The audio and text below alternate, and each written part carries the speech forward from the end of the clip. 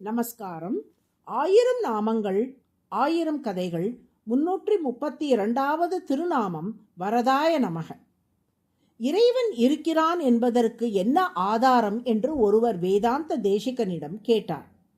அதற்கு தேசிகன், வேதம்தான் ஆதாரம், வேதங்களை கொண்டுதான் இறைவனை அறிய முடியும். ஆனால் நீ அந்த வேதங்களை ஏற்கும் அளவு பக்குவம் பெறவில்லை. உனக்கு புரியும்படி ஆதாரம் சொல்லட்டுமா என்று கேட்டார். சொல்லுங்கள் என்றார் அந்த நபர். தேசிகன், பூமி, கடல், சூரியன் ஆகிய மூன்றும் இறைவன் இருக்கிறான் என்பதற்கு ஆதாரங்களாக திகழ்கின்றன என்று கூறினார். இவை எப்படி இறைவன் இருப்பதற்கு ஆதாரமாகும் என்று கேட்டார் அந்த நபர். அதற்கு, பூமி சூரியனை சுற்றி சுழன்று வருகிறதே, அது எப்படி சரியாக 365 நாட்களில் ஒரு சுழற்சியை நிறைவு செய்கிறது?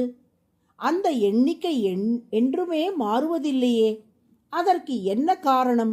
இந்த சுழற்சி சீராக இயங்குகின்றது என்றாலே அதை சீராக நடத்தி செல்லும் இறைவன் ஒருவன் இருக்கிறான் என்று தானே பொருள்.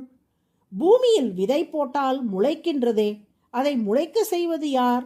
உள்ளிருந்து இயக்கும் இறைவன் தானே. அடுத்து கடலுக்கு வருவோம். கடல் அலைகள் கரையில் வந்து வந்து மோதினாலும் மீண்டும் கடலுக்குள்ளேயே செல்லுகின்றனவே, அவற்றை சீராக இயக்குவது யார்? ஆழி பேரலை உள்ளிட்ட அசாதாரண சூழல் வந்தாலே ஒழிய கடல் நீர் நிலத்துக்குள் வராமல் இருக்கின்றதே, அதை சீராக இயக்கும் இறைவன் ஒருவன் இல்லாவிட்டால் இது சாத்தியமா?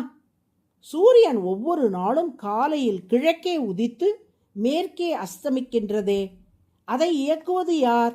எனவே சீராக இயங்குகின்ற பூமி, கடல், சூரியன் இவற்றை கொண்டே இறைவன் உள்ளான் என்பது ஒருவாறு யூகிக்கலாமே என்றார் தேசிகன்.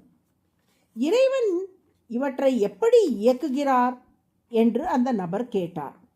அதற்கு தேசிகன், இவற்றுக்கெல்லாம் அதிபதிகளாக இந்திரன், வருணன், வாயு, சூரிய தேவன், சந்திரன், ருத்ரன் போன்ற தேவர்களை திருமால் நியமித்திருக்கின்றார். அவர்களுக்கு திருமாலே உள்ளிருந்து சக்தியை கொடுத்து அந்தந்த பொருள்களை அவர்கள் இயக்கும்படி செய்கிறார். அதனால் தான் இறைவனை காண விளக்கேற்றிய பொய்கை ஆழ்வார், வையம் தகழியா வார்க்கடலே நெய்யாக வெய்ய கதிரோன் விளக்காக என்று பூமியை அகலாக்கி, கடல் நீரை நெய்யாக்கி, சூரியனை தீபமாக்குகிறார். பூமி, கடல், சூரியன் ஆகியவை இறைவன் உள்ளான் என்று காட்டும் விளக்காக உள்ளன.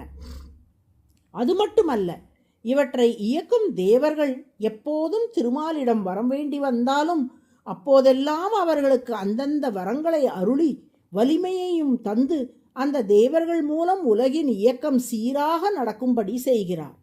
ஒருமுறை துர்வாச முனிவரின் சாபத்தால் தேவர்கள் வலிமை இழந்து நின்றபோது திருமால் ஆமை வடிவுடன் கூர்மாவதாரம் எடுத்து மந்தார மலையை முதுகில் சுமந்து பார்க்கடலை கடைய வைத்து தேவர்களுக்கு அமுதத்தை பெற்று கொடுத்து அதன் மூலம் அவர்கள் வலிமை பெறும்படி செய்தார் என்று விளக்கினார்.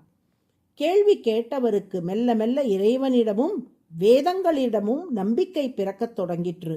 வேதங்கள் மற்றும் குருவின் துணையோடு இறைவனை நோக்கி அவர் பயணிக்கத் தொடங்கினார். வரஹ என்பது வரங்களை குறிக்கின்றது. தஹ என்றால் அருள்பவர். தேவர்கள் வரம் வேண்டும் என்று பிரார்த்திக்கும் போதெல்லாம் அவர்கள் வேண்டும் அந்தந்த வரங்களை தந்தருள்வதால் கூர்மமூர்த்தி வரதக என்று அழைக்கப்படுகிறார். அதுவே சஹஸ்ரநாமத்தின் 332வது திருநாமம். வரதாய நமக என்று தினமும் சொல்லி வரும் அன்பர்கள் விரும்பும் நல்ல வரங்களை திருமால் தந்தருள்வார். நாராயண நாராயண.